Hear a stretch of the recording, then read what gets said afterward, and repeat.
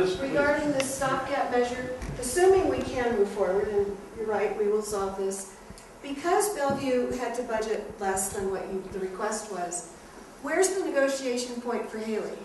Good question. If the good faith is, I want to solve the problem, I want to solve the tech, I want this to move forward. The reality is the turnip. You know, you can't get that blood.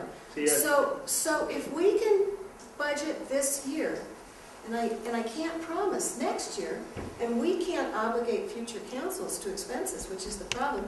We don't have a contract for services, we have nothing.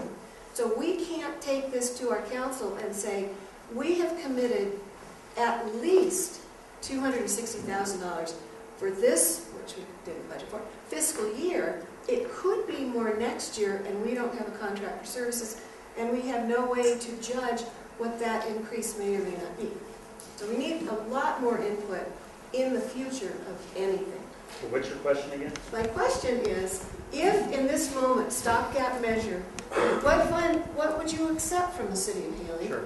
Proportionately to, say, Bellevue, and understanding that that has to be one time, we have to negotiate in the future.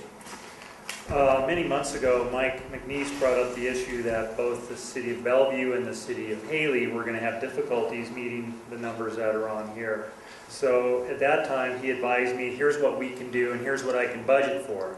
We'll pay half of the city of Hailey's fee that you see up there, or it's relative to that. Those numbers are not exactly accurate. And we also offered to pay Bellevue's half. Now, Bellevue came back and says, you know, we can't even pay half, but we can pay something. Okay, that gives us something to work with.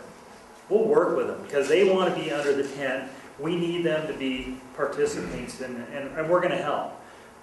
We made the same offer to the city of Hailey. I'm not sure if Rick told you that yet, but so far what we've heard from Hailey is zero. There's no negotiation room when it's zero.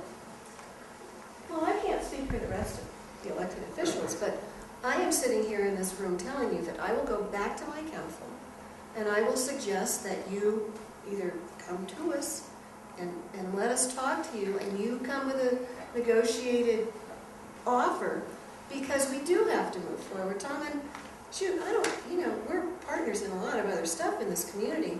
We got to work on this. That's the best thing I've heard so far today. Really it is. Because what that does, it gets us through this first year. Okay, so if we put this levy override on the ballot, we still need to fund the first year. You've given us a solution here, Martha. So thank you for doing that.